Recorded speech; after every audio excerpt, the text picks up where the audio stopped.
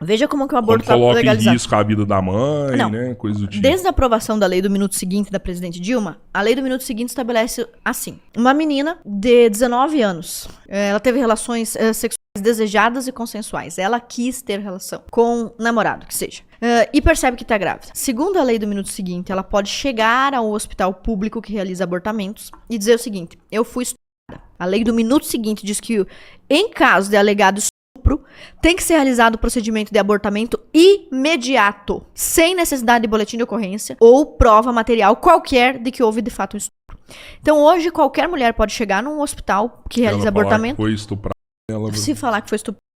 Inclusive, ela... Sem boletim de ocorrência, sem nada. E por isso que o nome da lei é lei do minuto seguinte. E as mulheres têm feito isso no Brasil? Eu imagino que sim, né? Tem não um faria, número, assim, de mulheres que fizeram isso? Estima-se que o Brasil realiza aproximadamente 100 mil abortos clandestinos. As feministas sobem esse número para 1 milhão. Clandestinos. 100 mil abortos Por clandestinos. que elas não vão num hospital? Mas não sei se todas sabem que podem fazer isso. Mas de qualquer forma, o ponto aqui que eu tô dizendo é: o aborto hoje no Brasil, ele é praticamente permitido. Foi facilitado. Ele é praticamente permitido. Fazer. Fora isso, o aborto legal também é permitido após a 22ª semana, quando você tem um bebê viável. Como foi o caso lá de Santa Catarina, o bebê de 1 quilo mataram um bebê de 7 meses. Se você tivesse feito uma cesariana, o bebê ia pra UTI neonatal e hoje estaria na casa de uma família adotada. Mas eles pegaram e mataram o bebê com injeção de sistolia fetal com 7 meses dentro da barriga da mãe. O Estado matou, com seu dinheiro, comeu, certo? Então, qual o motivo que ela fez o aborto nesse caso? Porque era uma família de casal, cada um deles trouxe um filho pra dentro do relacionamento. Então os enteados eram uma menina de 10 anos e um menino de 12. Os enteados, que não eram parentes, mas como se fossem irmãos, viviam juntos, fizeram sexo e, portanto, a menina de 10 anos estava grávida do neto de ambos, não é? O bebê era filho dos filhos deles. Não era filho de um estuprador. Era um bebezinho que era neto e esse neném foi morto aos 7 meses, com viabilidade completa. Tomou uma injeção de sistolia fetal, teve parada cardiorrespiratória, dor lancinante, equivalente à tortura, e depois a menina foi submetida ao parto de um cadáver, tomou remédio para induzir o parto, passou por 24 horas de serviço de parto e expeliu um cadáver. Eles tentaram fazer isso antes, assim? Tentaram se não me falha a memória, com 24 semanas. Mas os médicos se negaram a realizar um aborto com 24 semanas. Que Demorou também tanto assim pra eles procurarem, assim, pra fazer o aborto? Demorou, mas que diferença faz, né? Quanto mais o tempo passa, pior fica, evidentemente. Matar um bebê desse tamanho é muito pior que matar um bebê desse tamanho. Mas nos dois casos a gente tá falando de uma pessoa, né? Porque você é muito maior que o Robertinho, mas você não tem mais valor que o Robertinho, porque é o teu tamanho, né? Ou não? Só porque o Robertinho é pequenininho, ele vale menos que tu? Não, eu entendo o que você tá falando, assim, mas talvez, se eu tivesse nessa situação, talvez eu não julgo, assim, os pais que decidiram fazer isso. Mas os pais eram 2 crianças, né? Não julgo. Quer dizer, os avós. Eu sei que eles têm responsabilidades, né, os avós, mas eu não julgo eles por tomar essa decisão, assim. Uma menina de 11 e um menino de 12? O menino de... Aí já a menina já tinha 11, né? Na hora do parto, a menina já tinha 11 e o menino tinha 12. Mas foram feitos todos os exames clínicos necessários e em nenhum momento foi apontado que a menina tinha problemas de saúde a não ser aqueles inerentes à baixa idade. E ela ficou, inclusive, em um abrigo por um tempo e durante o tempo em que ela esteve no abrigo, esperando a gestação amadurecer para realizar uma cesariana a 28ª semana, né? Que era o planejado, tirar o bebê vivo na 28ª semana. Eles abortaram na 27ª, tiraram o bebê morto. Durante o tempo em que ela esteve nesse abrigo, nessa casa de acolhimento, ela não tomou nenhum medicamento, não apresentou nenhum quadro de doença, a não ser tipo uma aspirina para dor de cabeça. Então a menina tinha condição de dar à luz a um bebê vivo, mas o sistema, influenciado pelas feministas, preferiu dar à luz a um bebê morto. O ponto é, a menina passou por tudo já. Não tem como você, ao matar o bebezinho, você não desfaz o ato sexual irregular e prematuro que aconteceu. Não devia ter acontecido aquele ato sexual, mas aconteceu. Ao realizar um abortamento, matar o bebê dentro da barriga da mãe, isso não faz o bebê desaparecer, ele vai ter que nascer de igual forma. Ou ele vai nascer de uma cesariana morto, ou ele vai nascer de parto normal morto. Pois bem, se não dá pra voltar atrás e apagar o relacionamento sexual, que não deveria ter existido, se não dá pra fazer a criança desaparecer num passe de mágica, se o bebê existe já, por que tirar o bebê morto? Se pra tirá-lo vivo, O sofrimento, inclusive, era menor. Numa cesariana, você está anestesiado, tira o bebê. A menina não precisaria nem ver o bebê, se fosse o caso. Você tem filha também, né? 2. Qual que seria a sua conduta num caso desse? Bom, primeiro, eu espero que isso nunca aconteça, né? Mas, realmente, toda vez que a gente discute esse assunto, alguém fala, tomara que nunca estuprem uma filha sua. A primeira questão que tem que ser avaliada aqui é, se em algum momento minha filha fosse vítima de um estupro do qual decorresse naturalmente uma gravidez, esse bebê é meu neto, ou não é? Sim. Eu nunca mataria um neto meu. Se eu dissesse pra você que eu mataria um filho meu, você ia ficar achando ruim, né? Se eu disser pra você que eu mataria um neto meu, você ia achar ruim. Pois esse bebê seria meu neto. Eu não mataria um neto meu. Eu acho que eu não posso matar meus filhos, eu não posso matar meus netos, não posso matar nem minha sogra, que me incomoda às vezes, né? Já pensou se nós pudéssemos nos livrar das pessoas que nos são inconvenientes? Eu não tô dizendo que é o caso dela, minha sogra é uma benção. Mas já pensou se nós pudéssemos matar pessoas que nos são inconvenientes? Ou porque elas nos dão gastos, ou porque elas nos atrapalham na nossa carreira? Nós temos o caso de uma atriz internacional, o sobrenome dela é Williams. Agora eu fugi o nome, pesquisa pra mim, Henrique. Essa atriz, ela ganhou um Globo de Ouro, um Grammy, e no dia que ela recebeu o prêmio, ela disse, eu só estou aqui e ganhei esse prêmio porque eu realizei um aborto. Bom, então quer dizer que pra eu ganhar um prêmio, ficar rica e poderosa, eu posso sacrificar vidas humanas? Eu não consigo achar isso bonito, entendeu? Não, bom, quer dizer que pra não interromper os meus estudos é válido alguém morrer? Vocês lembram aquela história bem famosa do Dostoiévski, né? Que o Raskolnikov, pra pagar os estudos dele, mata a velha, né? Nossa, que crime absurdo. É o que se diz hoje pras meninas.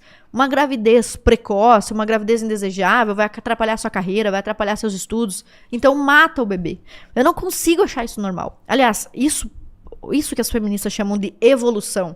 Né? Nós estamos evoluindo para patamares onde você pode matar bebês. Eu chamo de involução, porque lá na época de Moisés, que a gente tá voltando lá falando de Bíblia, mas não precisa nem ser, na época do Antigo Egito, Pérsia, as mulheres praticavam infanticídio, assim como algumas tribos indígenas ainda praticam hoje. Se o bebê é doente, deficiente físico, eles simplesmente matam o bebê porque ele é um estorvo pra tribo. Ou porque ele tá carregado de energias ruins. No passado, quando vocês assistiram 300, né? Lembra daquela cena clássica que nasce aquele bebezinho todo defeituoso e eles vão até a beira de um penhasco? O que tem lá embaixo naquele penhasco? Milhares de crânios de bebês. Então, na antiga Esparta, quando um bebê era considerado indesejável, ele era jogado e morto, infanticídio. Você falou agora sobre a China, né? Quando tinha a política do filho único, todo mundo queria filho homem, simplesmente se praticava mais aborto de menina do que de menino. Eu acho que você retroagir um patamar onde pra ter dinheiro, sucesso e fama é legítimo matar ou sacrificar a vida de seres humanos, isso é retroagir à época de Baal, à época de Moloch, à época de tribos indígenas primitivas que sacrificavam bebês ao Deus Sol, sei lá. Eu acho que você não pode sacrificar uma vida humana, e isso é muito sério, porque vocês, eu não sei se vocês têm que cuidar já de pais idosos, mas nossa geração, como nossos pais tiveram poucos filhos, 2, 3, vai sobrar pra nós cuidarmos dos nossos pais idosos. E eles estarão acamados, doentes, nos incomodando muito, justamente na época mais produtiva das nossas vidas, vocês sabem disso. Provavelmente quando você estiver na época de pagar a faculdade do seu filho, vai ser a mesma época que você vai ter que pagar a enfermeira da sua mãe, certo? Esse é um problema em vários países, né? Em várias famílias. E isso vai atrapalhar a sua carreira. É um problema. Você vai querer viajar, ganhar uma promoção pra morar na Patagônia. Não posso, porque minha mãe é um problema, não é pra todo mundo. As pessoas querem famílias numerosas. É um problema, né? pra você. Pra uma pessoa que não tem esse raciocínio, essa preocupação que você tem, não vai ser um problema. Vai simplesmente abandonar pai e mãe. Ou vai... Mas se assim, ela abandonou o filho, eu acho que guardar as proporções, né? Quem cuida de todos, mas enfim... Sim. Mas o problema da gente não ter famílias numerosas hoje são outros, né? Hoje a vida é muito mais cara. Tem tudo a isso educação também, claro. Privatizada, né? Saúde privatizada, o custo de vida é muito alto, né? Então por isso você não consegue ter famílias numerosas igual tinha antes, mas era um problema. Assim, eu fico ouvindo você falar, eu tenho uma menina assim, sabe? E nossa, eu amo ela demais da conta, é óbvio, né? Pai, se ela fosse abusada assim, eu não pensaria 2 vezes, não. Eu ia pedir pro médico tirar. Eu ia pedir pro médico tirar a vida de quem estuprou. Então, também, claro, também tem que pagar pelo crime que cometeu. Apesar que, sei lá, vai que é um primo que fez isso, né? E já é mais difícil, né? No caso dessa família aí, que é um menino de 12 anos e uma menina de 11, ali, né? Não tem como você falar assim, ó, tira a vida do menino, né? Pois mas aí tira a vida do bebê. Exato, porque eu não acho que a minha filha... Eu entendo, a gente falou isso daqui muitas vezes. O meu sobrinho, que é o Pedro, que você conheceu ali, ele é o diretor do podcast. A minha irmã teve ele com 15 anos, né? E o Pedro é uma das pessoas mais importantes da minha vida. É uma das pessoas mais importantes da minha vida. E eu posso dar milhares de casos assim pra várias pessoas. Eu entendo. E talvez quando minha irmã, nunca troquei essa ideia com ela assim, mas talvez quando minha irmã ficou grávida, isso tenha passado na cabeça dela, porque ela era muito jovem. Mas se acontecer isso com a minha filha, com 10, com 11 anos, eu não acho que ela tem que ser mãe. Não acho que ela tem que ser mãe. Mas assim, você entende que se tivesse a sua irmã abortado, você entende que ela teria matado Claro, o Pedro. Então, Pedro. às vezes eu acho que... lembra que antes de nós começarmos o programa, nós estávamos falando sobre... As pessoas até se dizem de direita. Eu sei que você nem se diz de direita, mas assim, o que eu tava querendo dizer é... As pessoas se interpretam intelectualmente como de direita, se posicionam politicamente como de direita, mas houve uma tomada de consciência onde a esquerda sequestrou as consciências, de modo que a nossa forma de ver, enxergar e atribuir significados a conceitos é uma forma de esquerda. Então, o que eu queria te dizer com isso é, você tá vendo você estaria vendo a vida dentro da barriga da sua filha como um feto, uma coisa, e não como o teu neto. Biologicamente falando, o que estaria crescendo dentro da barriga da sua filha, da minha, é o nosso neto. Biologicamente falando, é o nosso neto. Mas eu não sinto que é. Mas é o nosso neto. Tanto é o nosso neto quanto é um feto. É as duas coisas. Mas nossa mentalidade foi modificada a entender que não é uma vida, que é uma vida que vale menos, que é uma vida menos preciosa. E não existem elementos, porque a gente poderia conversar sobre isso tranquilamente aqui agora. Não existem elementos pra dizer que essa vida, porque ela é pequenina assim, ela é menos digna. Do que a do Pedro, entende? Nem é isso. Mas o que eles fazem é desumanizar. Quando você pega um feto desse, primeiro eles fazem desumanizar. É como se realmente não fosse um ser humano. Tá, você mesmo mataria seu bebê. Minha esposa ficou grávida 4 vezes. Na terceira vez ela perdeu o filho. Assim, eu sinto muito por isso, ela sofreu por isso, a gente queria ter criança, tanto é que depois a gente teve um terceiro filho, mas assim, ela perdeu, eu não sinto amor por essa criança que ela perdeu. Era meu filho, não sinto amor. Mas pelos outros que nasceram, você sente agora. Sim, claro. Então claro. Esse que é o sentimento que eu tô querendo te dizer.